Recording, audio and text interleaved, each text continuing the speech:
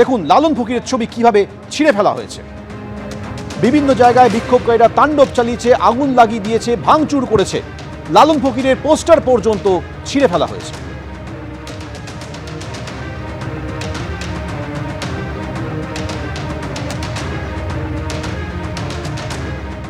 এক নেতার মৃত্যু আর তারপরেই কিন্তু একেবারে রীতিমতো অগ্নিকাণ্ডের মতন ঘটনা ঘটে গিয়েছে গোটা বাংলাদেশ জুড়ে। তাণ্ডবের চেহারা, নৈরাজ্যের চেহারা, অশান্ত বাংলাদেশ, যেখানে একের পর এক শুধুমাত্র সংবাদ মাধ্যমের অফিস থেকে শুরু করে সাধারণ মানুষের ঘরবাড়ির ওপরে হামলা চলেছে। মুজিবুর রহমানের ঘরবাড়িতে হামলা হয়েছে এমনটা নয়, এবার আপনাদের দেখাবো যে বাংলাদেশে এই উত্তেজনার হাত থেকে কিন্তু ছাড়া পায়নি বাংলাদেশের যে সাংস্কৃতিক কেন্দ্র ছায়ানট, যেখানে রবীন্দ্রনাথ ঠাকুরের বই, কাগজ, নথিপত্র, বাদ্যযন্ত্র, একাধিক শিল্পের নমুনা সব কিন্তু একেবারে তাণ্ডবে লণ্ডভণ্ড হয়ে গিয়েছে। এক নেতার মৃত্যু এবং তার প্রতিবাদে একেবারে সাংস্কৃতিক কেন্দ্র, যেখানে রবীন্দ্রনাথ ঠাকুরের শতবর্ষে তৈরি হয়েছিল যে সাংস্কৃতিক কেন্দ্র ধানমন্ডিতে, সেই ছায়ানটের অফিসে রীতিমতো তাণ্ডব চলল, ভাঙচুর হলো, অগ্নিসংযোগের ঘটনাও ঘটল।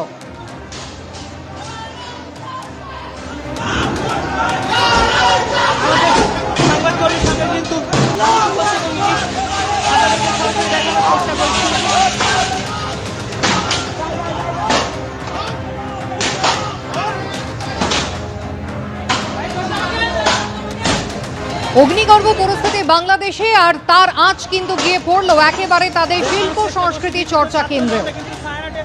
ভাঙচুরের পরিচালক আপনাদেরকে দেখানোর চেষ্টা করতেছি।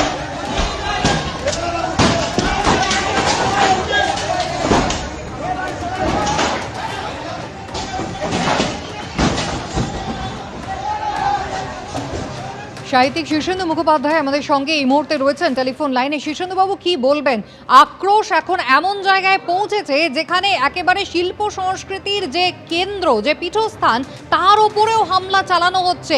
একেবারে রবীন্দ্রনাথ ঠাকুরের বই, কত গুরুত্বপূর্ণ নথি, কাগজ, বহু ইতিহাসের দলিল, সেই সমস্ত জ্বালিয়ে পুড়িয়ে ছারখার করে দিয়েছে এই আন্দোলনকারীরা। অত্যন্ত দুর্ভাগ্যজনক ঘটনা, ভাবা যায় না। কেননা নিজেদের সংস্কৃতিকে যদি ধ্বংস করে দেওয়া হয় তাহলে একটা জাতি থাকে কি? শুধু পলিটিক্স নিয়ে তো একটা জাতি বাঁচে না, তো ইন্ডাস্ট্রি নিয়েও বাঁচে না, তাকে বাঁচতে হয় তার সংস্কৃতির ওপরেও। সেই নিজের সংস্কৃতি যদি নিজেরা ধ্বংস করে তাহলে তার চেয়ে দুর্ভাগ্যজনক আর কি হতে পারে? বিষয়টা যাই হোক, যেমনই কিছু হয়ে থাক, ওটা একটা ঘটনা থেকে এটা উদ্ভূত হয়েছে আমি জানি, হাবির মৃত্যু, কিন্তু এর সঙ্গে সংস্কৃতির তো কোনো সম্পর্ক নেই। কাজে এটাকে ছায়ানটকে ধ্বংস করা হলো, এটা অত্যন্ত দুর্ভাগ্যজনক ঘটনা এবং দুঃখজনক ঘটনা। এর নিন্দা করার ভাষা আমার নেই, কিন্তু কি আর বলবো, একটা অন্য দেশ, তার সম্পর্কে তো আর আমাদের কোনো মন্তব্য বা আমাদের কোনো মত তো তারা গ্রাহ্য করবেন না। কিন্তু যাই হোক, বাংলাদেশ শান্ত হোক। বাংলাদেশ অশান্ত হলে আমরা উদ্বিগ্ন হই, আমাদের খারাপ লাগে। এটা আমাদের পড়শি দেশ, তারা যা করছেন সেটা ঠিক হচ্ছে বলে আমার মনে হচ্ছে না। সুতরাং আমি সকলকেই বলবো যে শান্তি বজায় রাখুন। ভাঙচুর বা কোনো কিছুকে ধ্বংস করে কিছু লাভ করা যায় না, এটি আমার বলার কথা, এটি আমার আবেদন। ধন্যবাদ। শান্তি ফিরে আসুক যে কামনা করছেন সাহিত্যিক শীর্ষেন্দু মুখোপাধ্যায়, গোটা ভারতের মানুষও কিন্তু সেটাই চান। কিন্তু বাংলাদেশের ছবি কি বলছে?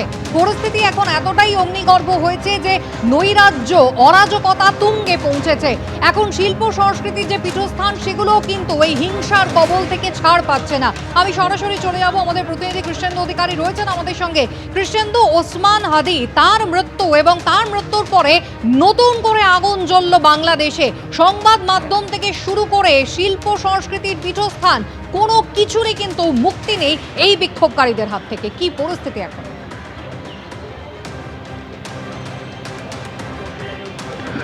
দেখো, একদম মৌলবাদী আগ্রাসন বাংলাদেশকে তছনছ করে দিচ্ছে, সেখানকার সংস্কৃতি, সেখানকার সাংস্কৃতিক প্রতিষ্ঠানগুলোকে।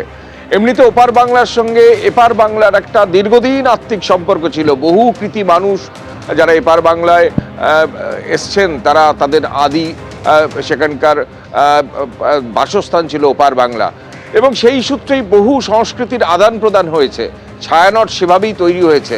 রবীন্দ্রনাথের জন্মশতবার্ষিকীতে 1961 সালে ছায়ানট তৈরি হয়েছে। পূর্ব পাকিস্তানে যখন রবীন্দ্রসঙ্গীত কার্যত নিষিদ্ধ ছিল পূর্ব পাকিস্তানের সময়, তা সেই সময় সেখানকার কৃতি মানুষরাই তৈরি করেছিল এবং সেই বাড়িতে গিয়ে ধ্বংস চালানো হয়েছে গোটা রাত জুড়ে।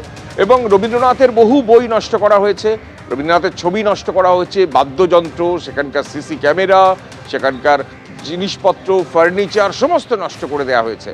অর্থাৎ সেখানে কোথাও রবীন্দ্রনাথের বিরুদ্ধে একটা আগ্রাসন সেখানে কাজ করেছে। এবং শুধু ভাঙচুর করা হয়েছে এমন নয়, আগুন দেওয়া হয়েছে। পরিস্থিতি এমন জায়গায় পৌঁছেছে যে ছায়ানট সংস্থা, সেই সংস্থা বন্ধ করে দেওয়া হয়েছে। শুধু তাই নয়, কাজী নজরুল ইসলাম এ বাংলারও কৃতি কবি এবং সেখানকার জাতীয় কবি বাংলাদেশের, তার ছবি পর্যন্ত ছিঁড়ে ভেঙে তছনছ করে দেওয়া হয়েছে। অর্থাৎ এখানে কোথাও একটা সংস্কৃতিকে ভেঙে চুরমার করে দেওয়ার মানসিকতা কালকে কাজ করেছে।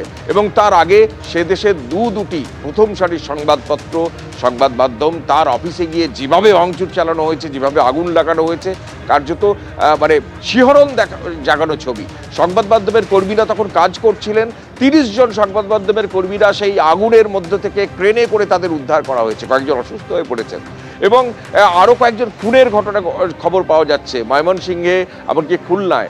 এমনকি যে শেখ উসমান যে বিন হাদি, যিনি ওই যে 21-এ যে মঞ্চ, সেই ইনকিলাব মঞ্চের যিনি আহ্বায়ক ছিলেন এবং জুলাই আন্দোলনের মূল নেতা হয়ে উঠেছিলেন এবং তার পরিচয় সেখান থেকেই হয়েছিল।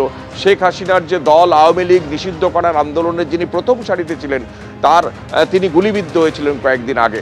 তারপর সিঙ্গাপুরে নিয়ে যাওয়া হয় হাসপাতালে, সেখানে তার কালকে রাত 10টার পর মৃত্যু হয় এবং সেই মৃতদেহ আজকে সন্ধ্যের পর ঢাকায় আসবে। ইতিমধ্যে শাহবাগ এলাকায় প্রচুর জমায়েত শুরু হয়েছে এবং সেই মৃতদেহ আসার পর সেই হিংসাশ্রয়ী যে দুষ্কৃতি তাণ্ডব আর কোন জায়গায় পৌঁছবে সেটা জানলে শিহরণ হতে হয়। অর্থাৎ যে বাংলাদেশে জুলাই আন্দোলনের সময় থেকে এবং তারপর থেকে এবং শেখ হাসিনা দেশ ছাড়ার পর থেকে যে আন্দোলনের নামে হিংসাশ্রয়ী আন্দোলনের একটা চেহারা নিয়েছিল, সেই আন্দোলন আবার নতুন করে ফিরে এলো এই হাদির মৃত্যুর পর। এবং হাদির মৃতদেহ আজকেই সন্ধ্যেবেলা পৌঁছবে এবং কালকে রাত 10টার পর যখন তার মৃত্যু সংবাদ আসে সিঙ্গাপুর হাসপাতালে, সেখানে তার মৃত্যুর খবর যখন বাংলাদেশের ঢাকায় এসে পৌঁছয়, শাহবাগ এলাকা ঢাকা বিশ্ববিদ্যালয়ের কাছেই, সেখানে প্রচুর মানুষ জমায়েত করেন এবং সেখান থেকেই আন্দোলন এবং আন্দোলনের ব্লুপ্রিন্ট তৈরি হয় এবং সেই আন্দোলন কার্যত হিংসাশ্রয়ী। এটা যদিও বাংলাদেশের নতুন নয়, বাংলাদেশের শিল্প সংস্কৃতিকে ধ্বংস করা, বিশেষত ভারত বিদ্বেষী মানসিকতা থেকে এই কার্যকলাপ নতুন নয়। একেবারে বিশেন্দু, ভারত বিদ্বেষী মানসিকতা এবং হিংসাত্মক আন্দোলন ঠিক কোন জায়গায় পৌঁছেছে ছবিটা একবার দর্শকদের দেখিয়ে দিই। পাশাপাশি দু জায়গার ছবি আপনাদের দেখাবো। একদিকে কোথাও হাই কমিশনের অফিস, কোথাও আবার অ্যাসিস্ট্যান্ট হাই কমিশনের অফিস, তার বাইরে আগুন জ্বলেছে সারা রাত, রীতিমতো ভাঙচুর চালানো হয়েছে, লুটপাট করা হয়েছে। পথে নেমে পড়েছেন মানুষজন যারা ওসমান হাদির নামে রীতিমতো স্লোগান দিতে শুরু করেছিলেন। উত্তেজনা বাংলাদেশের একাধিক জায়গায়, রাজশাহী, খুলনা, বিভিন্ন জায়গায় যে ভিসা অফিস তা বন্ধ রাখার সিদ্ধান্ত নিয়েছে ভারত।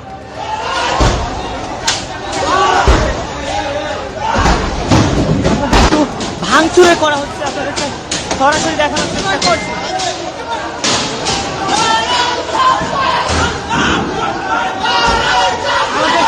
সংবাদকর্মীর সঙ্গে কিন্তু আপনাদেরকে সরাসরি দেখানোর চেষ্টা করছি।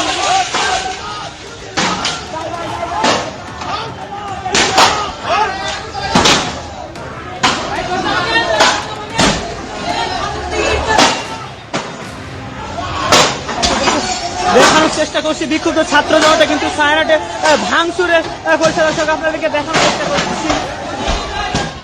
এবিপি আনন্দ, এগিয়ে থাকে, এগিয়ে রাখে।